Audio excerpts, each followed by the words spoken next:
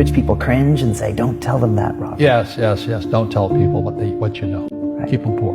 So my father was the head of education, PhD, all that stuff. I go home and ask him, said, why don't we learn about money in school? And he looked at me and says, because the government doesn't let us teach that subject. The government tells us what we can teach and what we can't teach. And I thought that was strange. And I said, but aren't we going to school to learn about money? He says, no, your job is to get a job. I said, but you get a job to earn money. He goes, no, you're supposed to just get a job. I went, no. Isn't the purpose of a job to earn money? He goes, you're correct. I said, so why don't I just learn about money? I can skip the job part. And he got flustered and he said, if you want to learn about money, why don't you ask your best friend's father about money? And I said, why? That's Mike. I asked him. He says, because Mike's father is an entrepreneur. And I said, what are you? He says, I'm an employee. I'm a government employee. I went, oh, what's the difference? He says, the difference is an entrepreneur must know about money, or they're no longer entrepreneurs. And he says an employee doesn't have to know anything about money, because the government will take care of them, the company will take care of them. So I'm all confused. But I took my dad's advice and I trundled over to Mike's father's office and knocked on his door and I said, hey, I'm here, 9 years old. Teach me about money. He says, beat it, kid. But that's where the story of Rich Dad, Poor Dad started. And finally, through persistence, my rich dad started teaching me about money on one condition. And that condition was he would never pay me. He says, the moment I pay you, you think like an employee. He says, that's the trap. Entrepreneurs work for free. And now I'm 9 years old, my head's going cracking in half. He says, you never want a paycheck. You understand that, kid? I said, okay, I got it. And he says, well, how do I make money? He says, that's what entrepreneurs figure out. How do I learn about money? He would just break out a Monopoly game board. I would work for free. I'd pick up cigarette butts and he had hotels and restaurants and I would clean and do menial tasks. And as I got older, I started getting into office work and marketing and accounting, and I was an apprentice basically, but I always worked for free. And he would teach me about money, but the way he taught me about money was playing Monopoly. And finally one day I got upset. I said, well, when are you going to teach me about money? He says, what do you think we're doing? We're playing Monopoly. He goes, no. What do you think we're doing? We're playing Monopoly. He says, what do you think we're doing? I don't know. I'm teaching you about money.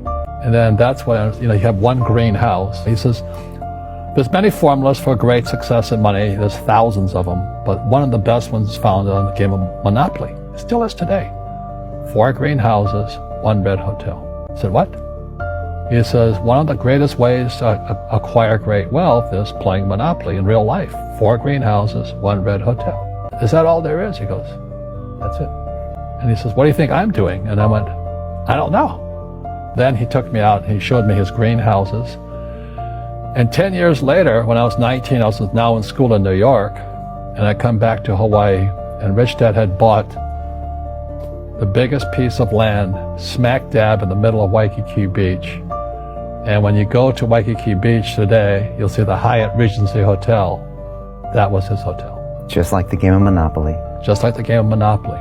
Acquired assets and they became bigger assets. He just kept what's called an assemblage, because that property wasn't that big at the time. So he had to buy out all the small guys.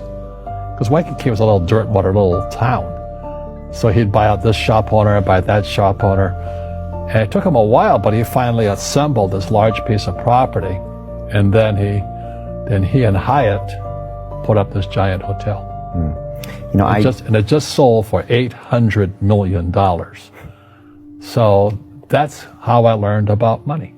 I've had financial crashes. I've had people stab me in the back, but they're all good because I grow from it. That's spirituality. Right. People who are afraid of making mistakes, like they teach in school, they don't ever grow, because spirituality is there's good and there's bad, there's right and there's wrong, there's up and there's down. Most people only want to be right. They only want to be positive. Well, you can't have that. That's not reality. Well, I wasn't poor by most people's standards, but I came from a family with a poor attitude, if you know what I mean. Because rich, poor, middle class, poverty starts with a fundamental attitude. Poverty is passed on. It's taught in your families. And middle class is taught in families.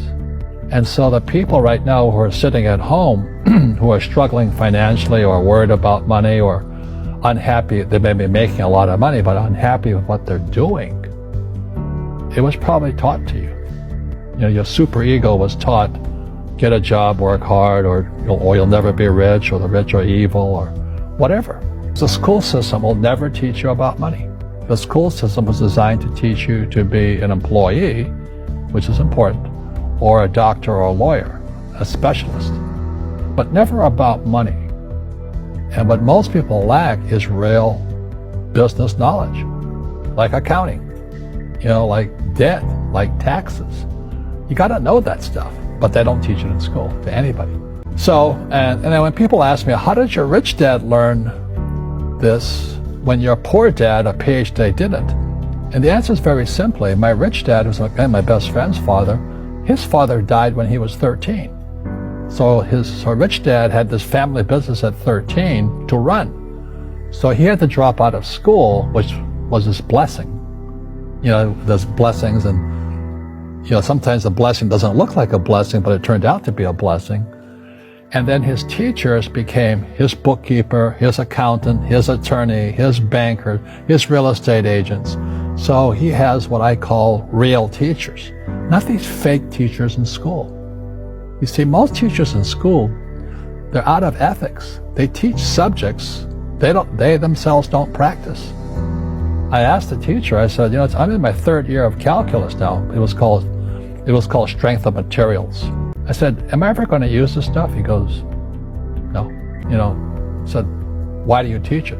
He says, because I get paid. I said, do you ever use it? He goes, no. And that's why, you have to, in life, one of the things I suggest to people, you got to find a real teacher versus a fake teacher. And a fake teacher is somebody who doesn't do what they teach. And a real teacher is doing what they teach every day. So my accountants, my attorneys, they're in it every single day. That's how I learn, because every day I'm solving problems in my business. So I have accountants and attorneys and bankers and all these people on speed dial because I'm solving problems with my team. I see you giving this knowledge out, and yeah. Do the rich people cringe and say, don't tell them that, Rob? Yes. Don't tell people what you know. Right. Keep them poor. But, unfortunately, the poor, as was in the Bible, I'm not real religious, the poor will always be amongst us because it starts up here. Right. It's that fear mentality. It's in their words, and the words become flesh. Again, I'm not really religious. I flunked out of Sunday school also. But when they say I can't afford it or I can't do that, they go down. They become what they say. My PhD daddy says, what do you think I am, made of money? I can't afford that. And my rich dad would say, that's why he's poor. Poor people say, I can't afford it, I can't do that, I don't have time. Because it's an escape. It's an escape. You know what I mean? It's easy to say, I can't afford it. And your rich dad used to say what instead of, I can't afford it? How can I afford it? How can I do that? What would it take? Or why should I do that? He says that a question opens the mind, a statement closes the mind. See, when you say, I can't afford it, your mind shuts down, and you become what you say. Rugby is a team sport, but so is soccer. The rules are different. And other people are golfers. They play by themselves. And so everybody's different. So my game financially is business, number one. Second is real estate. So what I say to young people is, you find your game.